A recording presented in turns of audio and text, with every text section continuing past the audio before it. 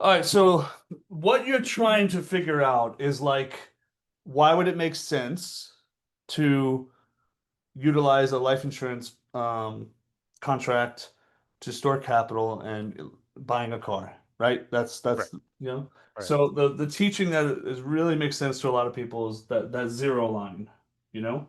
Um, and so let's talk about that. This is the zero line, and most people either do two things with their money. They either save money, save money, save money, then they buy a car, right? Out of their savings account. Buy the car cash. The other people go into debt, right?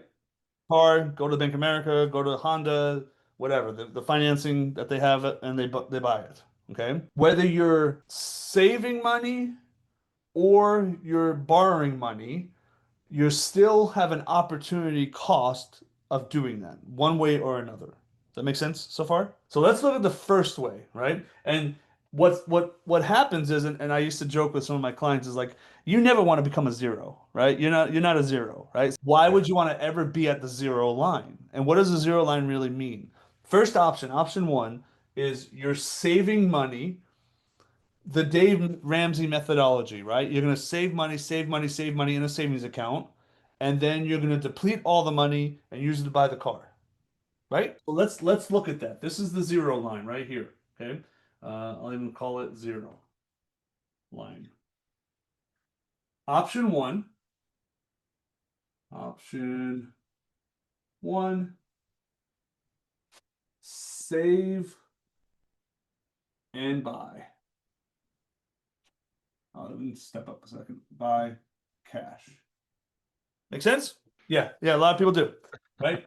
And so what happens is this: you're at zero. You got no money in savings, and next thing you know, you're starting to save some money, right? So you saved a little, you saved a little, saved a little, saved a little.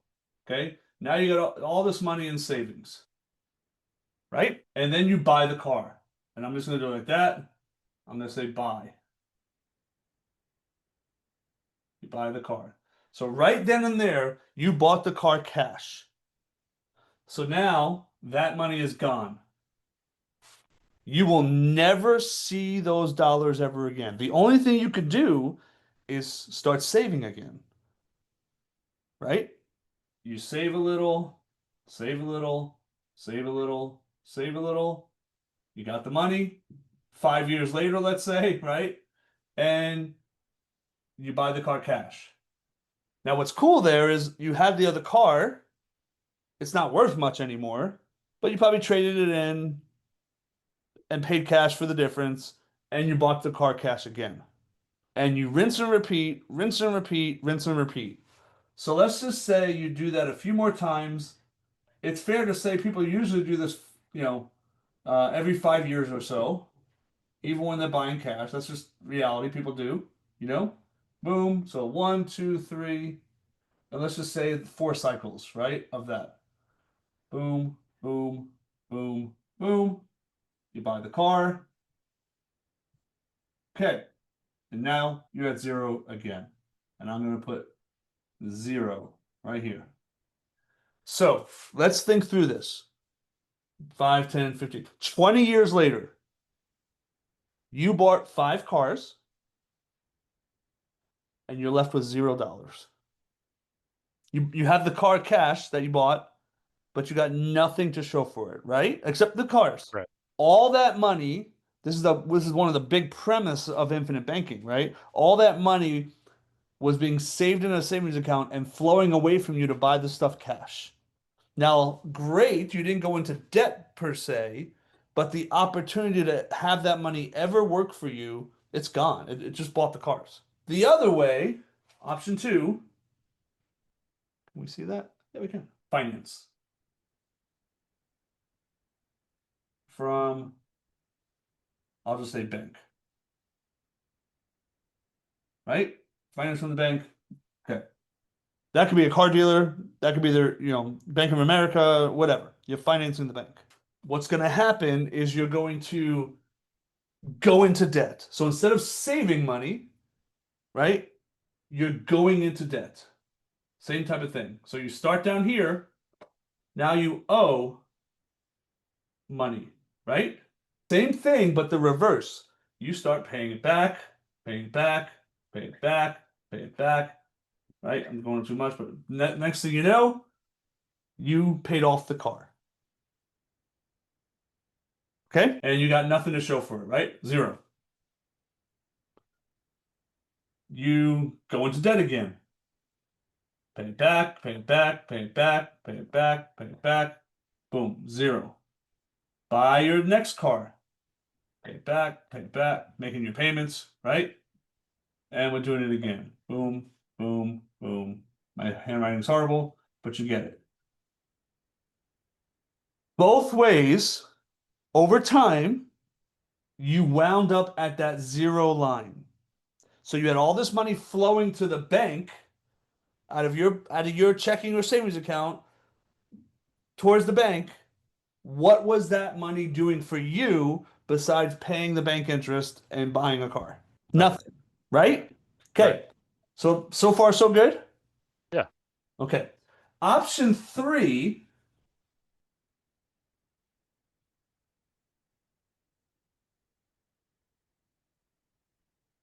Option three is forget the zero line.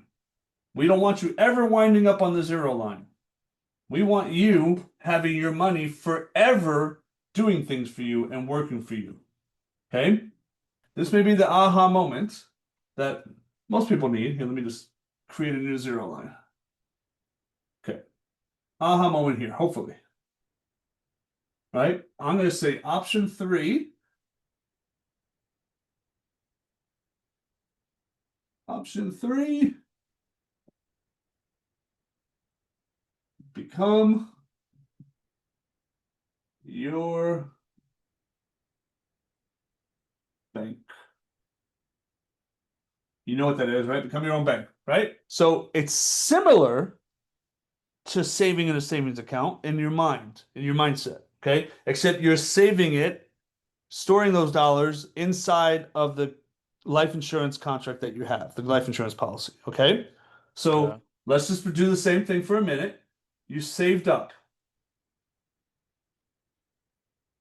And yeah, let's do one more here. Boom. Right? And you saved up enough to buy the car. Does that make sense so far? What happened with the savings account? You borrowed, right? And you had to start at zero, right? Like simplicity, we're going to make this make sense in your mind, hopefully. Like when you take a loan against the policy, not from the policy, against the policy, the in your mind, the value of the of what's available did go down. That is true. Okay? But when you pay it back, these are bigger, like it makes a bigger difference, right? When you pay it back, it's actually up here. That's the new balance. Do you remember when it was all even over here? Right? Yep. Because the value of the policy is continuing to compound and grow, plus you are paying it back just like you would a car loan. Okay? What's cool Right. is you miss a month here or there, you have a bad year, like you don't have to pay it back. If you're a good banker, right? Just like